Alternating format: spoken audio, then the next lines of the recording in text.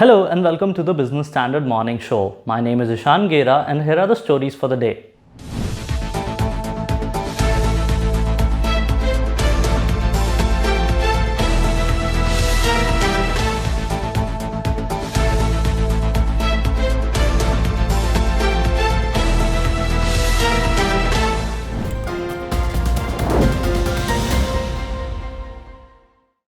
What the world needs now is people who see energy a little bit differently. Because seeing a more sustainable world isn't far in the future. We're building it now. GE, building a world that works. Spread between Lake Geneva and snow-clad Alps and Jura Mountains, this tiny city of Switzerland has been offering a perfect setting to global leaders to sit and iron out differences. Like over 200 organizations, Geneva is also home to the headquarters of the World Trade Organization or WTO, and its 12th ministerial conference due to a close on Friday, with some agreements and disagreements. Union Minister of Commerce and Industry Piyush Goyal called it a spectacular success for India. But experts insist that it was a mixed bag. So what exactly happened in Geneva this time? Did India achieve what it wanted? Let us find out in our next report.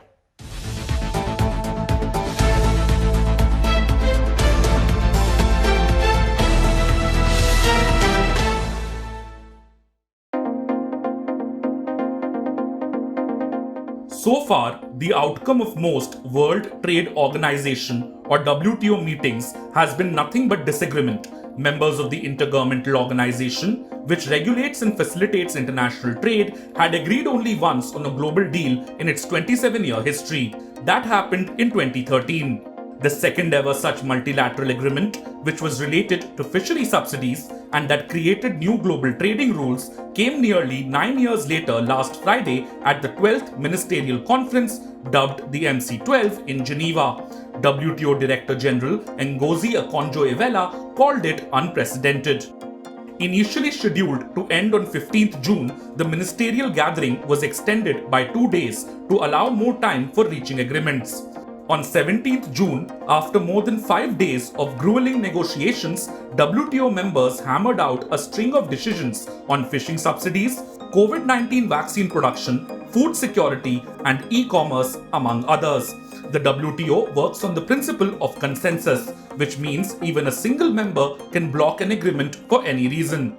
The accord to curb subsidies and overcapacity in the fishing industry wrapped up 21 years of negotiations on the matter, and it was the first time that an agreement was concluded on sustainability grounds. Governments dole out $35 billion in fishing subsidies annually, of which $20 billion directly contributes to overfishing. The WTO agreement bans any subsidy for vessels or operators engaged in illegal, unreported, and unregulated fishing, with a 2-year exemption for developing countries, including India, within their exclusive economic zones or 200 nautical miles. Similarly, it also prohibits subsidies for fishing in overfished stocks, with a 2-year relief for poorer nations. India's demand to extend the 12 nautical mile limit to 200 has been agreed, but its demand for a 25-year transition period for developing countries was not granted. India argued that it gives barely $15 in subsidy every year to a fisher family, while some developed countries give as much as $75,000. Nearly 9 million fisher families in India receive support from the government. India and some other developing countries, however, won concessions that removed an entire chapter from a proposal that could have threatened some types of subsidies favoring small-scale artisanal fishing. The fisheries subsidy agreement expires in 4 years unless WTO members broaden it to include new rules to fight overfishing and overcapacity. So you can really sort of understand that there is a huge step between the cup and the lip. So we went with a very ambitious sort of demand, and we have now settled for it. And these after 2 years, we don't know what's going to happen. And this whole agreement is coming up for review in 4 years. So again, it's a big uncertainty that we are looking at. Since the other countries which were the major proponents of the fisheries subsidies proposals and disciplines on fisheries subsidies have secured more or less what they wanted to achieve, India would have to do a play a defensive role in securing what it wanted as a carve-out of 25 years or adequate policy space for a certain number of years so that it could build up fishing infrastructure. And this assumes extra significance because of the Pradhan Mantri Matsya Sampada Yojana, which was announced some time ago with an outlay of 20,000 crores to build up our fishing infrastructure for marine fishing. After over 20 months of discussions, a partial patent waiver for COVID-19 vaccines found its place in the so-called Geneva package. India, South Africa, and 60 other countries had sought a waiver of intellectual property rights for COVID-19 vaccines, treatments, and diagnostics. But the deal only allows developing countries to issue licenses to domestic companies for the manufacture and export of COVID-19 vaccines for 5 years without the consent of the patent holders, although they must be compensated. Coming too late into the pandemic, the deal may not have a meaningful impact on production amid an oversupply of vaccines. WTO members will, however, consider extending the waiver to therapeutics and diagnostics after 6 months. India's demand to allow it to export food grain from its public stockholding could also not be agreed upon. Existing rules don't allow WTO members to export subsidized grains, as it may distort global food prices. WTO members, meanwhile, agreed against imposing export restrictions on foodstuffs purchased for humanitarian purposes by the UN World Food Programme. India has also been constantly demanding a permanent solution on public stockholding for food security. This was, in fact, India's topmost priority for the Geneva WTO meeting, according to Commerce Minister Piyush Goyal. But the issue has been pushed to the next ministerial. Agricultural subsidies for developing countries such as India are capped at 10% of the value of production based on the 1986-88 reference price. We have been actually arguing that it is the sovereign right of any country to provide food to its poor. And therefore, we wanted a solution. So if what they were pointing out, the developed countries and others like Brazil, that our public distribution system is not consistent with the WTO rules, we were seeking a solution, a permanent solution out of this logjam. We haven't got that.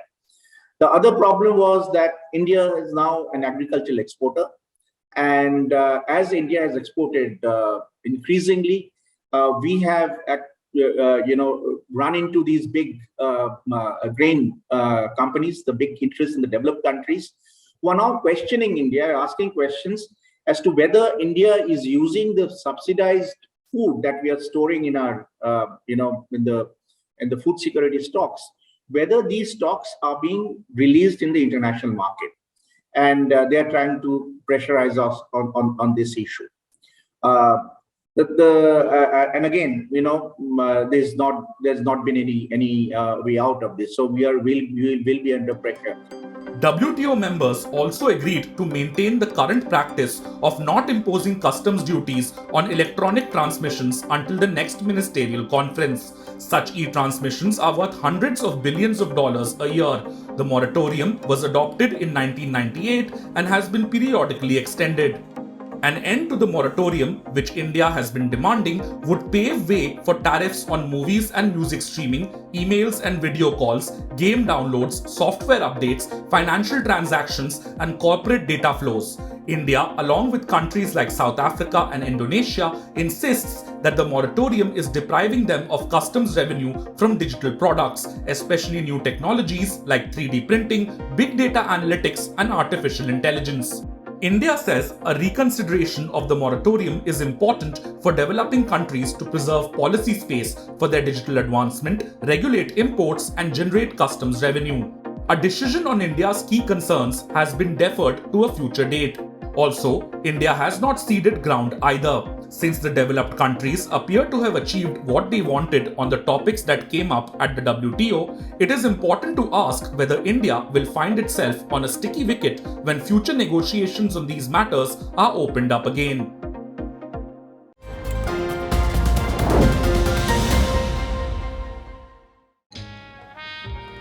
सब अच्छी दिख रही हैं यार, कौन सी खरीदूं? ये तो वही बात हुई, 4000 शेयर्स लिस्टेड है, कौन सा लूं?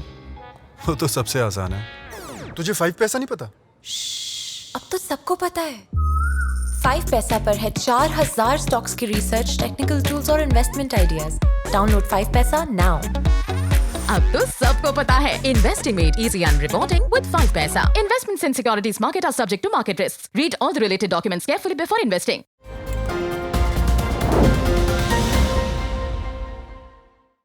About 6 months ago and about 1,000 miles away from the Swiss city of Geneva, Prime Minister Narendra Modi had made a pledge to the world. He had promised to achieve net zero carbon emissions by 2070 in Glasgow. And PM's another promise to produce 500 gigawatts of renewable energy by 2030 was a step in that direction. But the government cannot meet this target alone. TATA Power Renewables looks all set to help the country in meeting this ambitious target. In an interview with Business Standard's S. Dinakar, its president Ashish Khanna tells about how the company, which plans to grow 5-fold in the next 5 years, is gearing up to meet the challenge and what the industry expects from the government.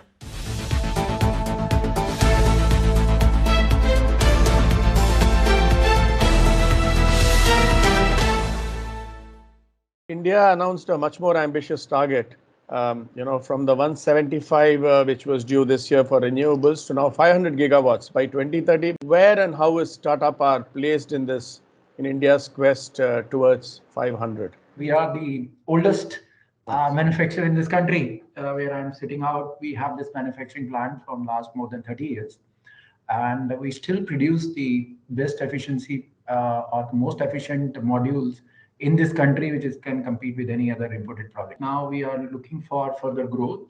As we say, we have a plan which we have started executing on 4 gigawatt of cell line and 4 gigawatt of a module line, which will be besides this 530 megawatt of cell and 580 megawatt of module, which we are currently operating on. And I think it is but natural that if there are more business opportunities, we will have even more of them. As we speak, we are around 3.5 gigawatt of our own. Intention is that in next 5 years, we should be close to 15 to 20 gigawatt. So Tata Power, I think, has the distinct advantage of this potential, which was always there, but now seems to have been unleashed with the support of the government. And that's where we stand today. In case of EPC, from where we are by 2027, I'm not even speaking about 2030. By 2027, we will be 3 times of where we are. In rooftops and the pumps, we will be 9 times on where we are. And in the current context, I shared with you that on utility scale, again, we will be 5 times of where we are. So I think, and that this is only up to FY27 as we have made our aspirations for next 5 years. So on the manufacturing side, do you plan to be totally integrated? Because right now it seems the focus is on right from polysilicons and cells and then modules, or will it be partly integrated? How would I'll let us understand that, let's go back to that. If we were a manufacturer from last 30 years, why we have not expanded when there was so much of need in the country. The challenge is that today, whatever scale we say, whether we are 4 gigawatt, 0.5 gigawatt or 10 gigawatt, still subscale. And unless I have a policy support initially to come to a level where I can compete from outside, it will not be prudent on us to take those calls. So like our investment decisions for expansion in manufacturing has come after the policy decisions of import tariffs, barriers, which has also come. So we are currently going ahead with the cell and module. Depending on the policy, if it comes favorable for the wafers as well as for poly, we will take commitments on that too. The other factor which we should also realize is that we are playing on in the field where we have strengths. We have been in the cell and module for a very long time. So we intend to take advantage of this strengths, giving the best quality of the products. Wafers and poly is something which we need to learn to in that process. Coming to the newer, I won't say technology, newer products from renewables, as of one is green hydrogen and the associated batteries, the storage issue, which plagues renewables all over the world. It's not only in India. On the manufacturing side of electrolyzers and green hydrogen and of batteries, would you be also venturing into those, or would you be restricted to the solar equipment manufacturing? Our strength is renewables, producing electricity at the least cost, whether it is from solar, any type of solar, it's ground mounted, rooftop, floating solar, uh, anything you say, we are doing that. Carports, and we have done amazing job in this country itself. Some of them are the world biggest, as well as accomplishment on those are concerned. There is a wind too. We have more than 1.1 gigawatt of a wind portfolio. Recently, we have won 600 megawatt of hybrid. We are also making storage as an EPC, 40 megawatt battery storage along with solar at Leh. We are executing that project. We are also executing a 120 megawatt hour solar plus storage at Chhattisgarh. So I think as well as technology, its adoption, its execution is concerned, we are very much there. Sure. Okay. The challenge is these new initiatives which have come now, electrolyzers, manufacturing of batteries. Now, while our strength today we are building it on is on the execution part. Okay. In case of green hydrogen, I think it has two very critical components for it to succeed. One is the electrolyzer, the technologies there are. Other is the least cost of power which they need. I think both are very critical for us. So in the current context, our strategy is play with your strengths, tie up with those, and we have tied up with those, who has the strength on, say, the downstream part. So that when our final product comes, because the final product is more important than me giving an impression that I can do all, and some may not be very optimum. So I think till the time we have that maturity level where we see that how the technology of electrolyzer has come, how the manufacturing of that is coming, we are playing on our strengths. Similarly, on the cells and the storage part, we are building our strength on its most optimized solution for execution, because that is what matters. Thanks a lot for your time. It was a pleasure talking to you.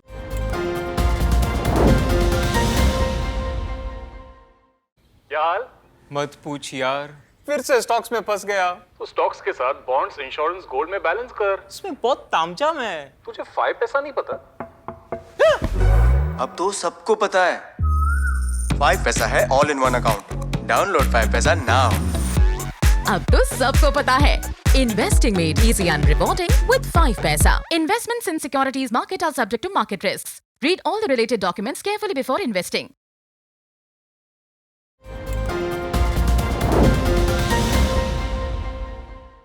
After renewable energy, let us move on to the world of cryptocurrencies. Despite recovering mild losses post the US Federal Reserve's hawkish stance, cryptocurrency markets continue to remain under the shadow of uncertainty. They have dropped about 70% from their all-time high, which they had hit in November 2021. In our next report, we try to decode whether the crypto party is over and what's the road ahead.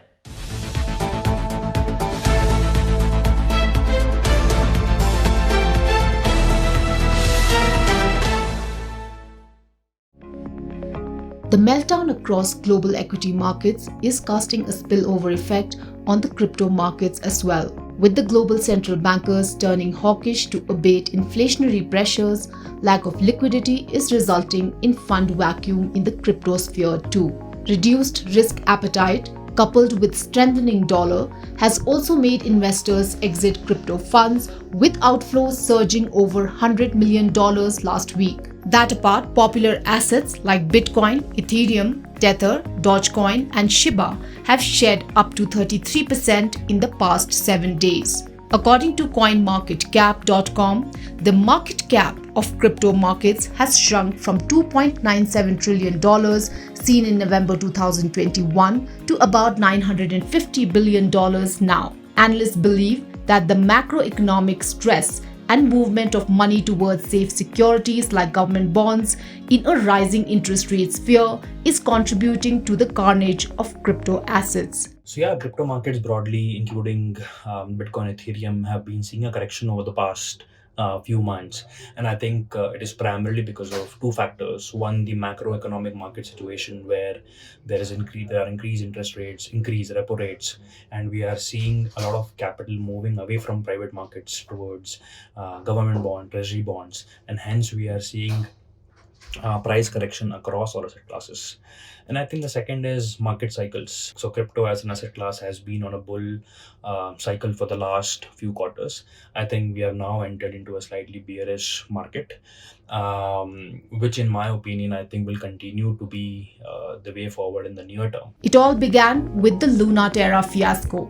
The Black Swan event wiped out over $40 billion in market value after investors flushed out stablecoin Terra USD. To add to the pressure, leading global crypto lender Celsius Network halted all transactions and withdrawals between accounts to stabilize liquidity. In yet another development last week, a large cryptocurrency hedge fund is rumored to be facing a $400 million insolvency test. Grapevine hints that the company's investment was wiped out in Luna. Meanwhile, US crypto exchanges like Coinbase and Gemini have reportedly laid off 10 to 18% of their workforce due to weakening economic backdrop and crash in the crypto markets. With the US Fed hiking interest rates, volatility in the crypto markets is here to stay. Indian investors, on their part, have been passive for months. It's a combination of two things. One, of course, is the global markets. Things like stuff like inflation, interest rates, recession. All those factors come into play. And two is India specific, the new tax rules. Plus how the government decides to treat the entire crypto sector in India. The new tax rules have been notified. The new budget, the last budget gave 30% tax as well as a 1% TDS, which is a blow to the crypto industry. And also banks are a little reluctant to work with crypto exchanges, as a result of which most of us don't have any banking channels for customers to buy, transfer money to crypto exchanges and buy crypto from, which is a result of, which is why, the volumes of most exchanges have fallen recently. So unless these two factors improve, the outlook looks a little difficult. Today, the US markets will remain closed on account of Juneteenth holiday. Later this week, investors will track the UK's retail inflation figures for May, the US manufacturing and services PMI for this month. Back home, oil prices, bond yields trajectory, and stock-specific action will guide the equity markets.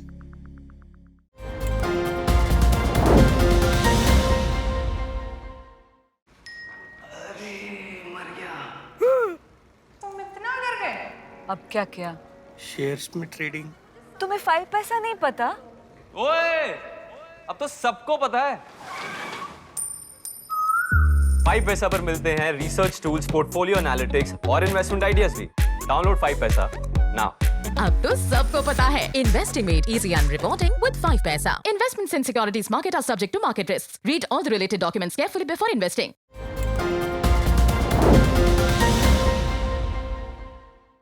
It is the same story everywhere. Countries are reeling under high inflation. Their central banks are nudging up lending rates to tame it, while helpless investors are counting their losses in market crashes. In India too, RBI's Monetary Policy Committee had raised the repo rate by 50 basis points earlier this month. But ever wondered who all are part of this committee and what is its mandate? Let us find out.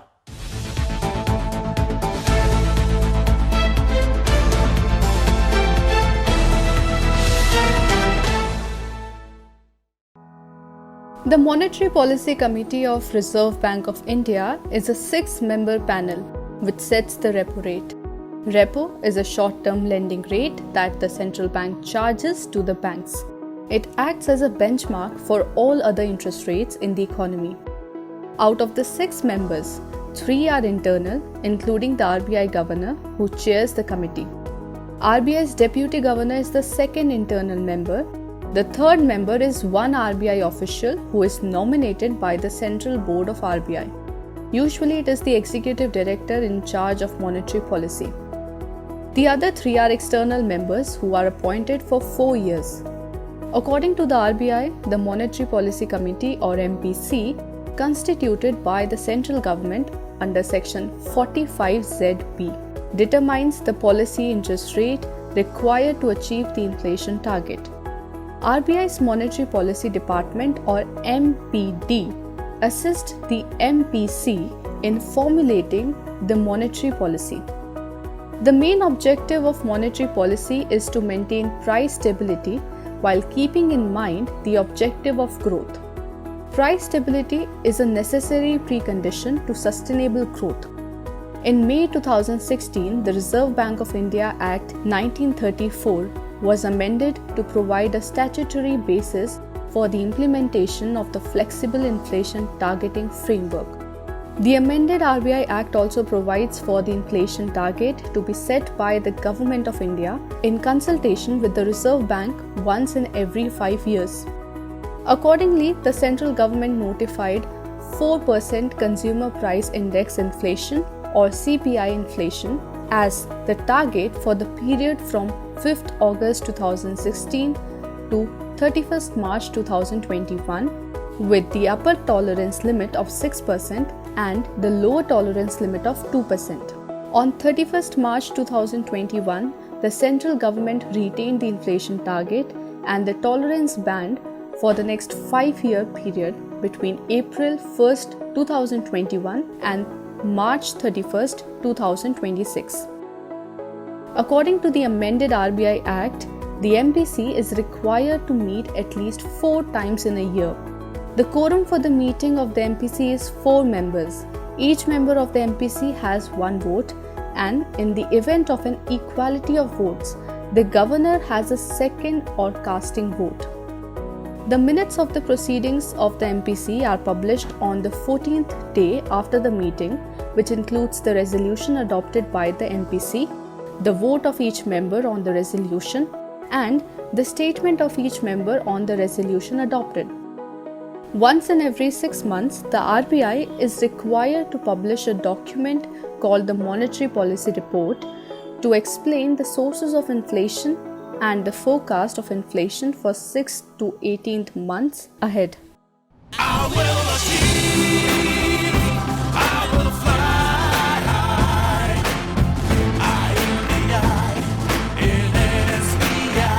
I'm backed by the nation's trusted bank, SBI, the banker to every Indian. The MPC will now meet on July 27. Meanwhile, RBI Governor Shaktikanta Das on Friday reasserted that the central bank was not behind the curve. His statement came 2 days after the US Fed effected a steep rate hike. That's all for today. For more news and analysis, log on to businessstandard.com. We'll be back tomorrow with our next episode. Thank you for watching.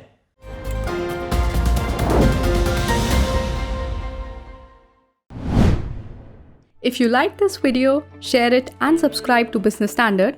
For more news, views and insights, log on to www.business-standard.com. Do also follow us on YouTube, Twitter, Facebook, Instagram, Telegram and LinkedIn.